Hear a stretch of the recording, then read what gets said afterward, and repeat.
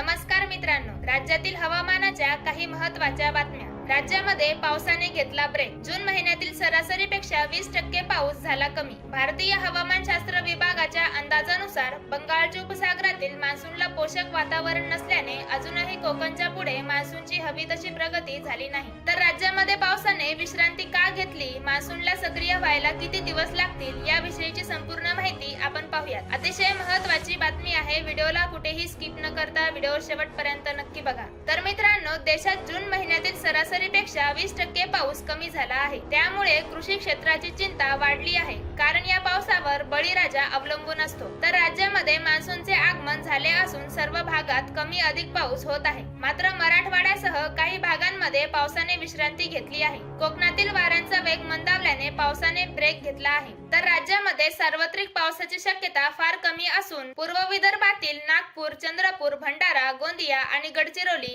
त्याचबरोबर कोकणातील सिंधुदुर्ग, रत्नागिरी, ठाणे, रायगड, पालघर तसेच कोल्हापूर, सातारा आणि पुणे यातील काही भागातच पावसाची शक्यता वर्तवण्यात आली आहे। मान्सूनच्या वाऱ्यांना गती वाढायला आणखी 3 ते 4 दिवस लागतील आणि साधारणतः 23 जून नंतरच मान्सून जोर धरेल असे हवामान तज्ञांनी सांगितले आहे। तरी सर्व शेतकरी बांधवांनी हा अंदाज लक्षात घ्यावा। व्हिडिओ आवडला असेल तर व्हिडिओला लाईक करा, तसेच आपल्या चॅनलला सबस्क्राईब करा आणि अपडेट रहा।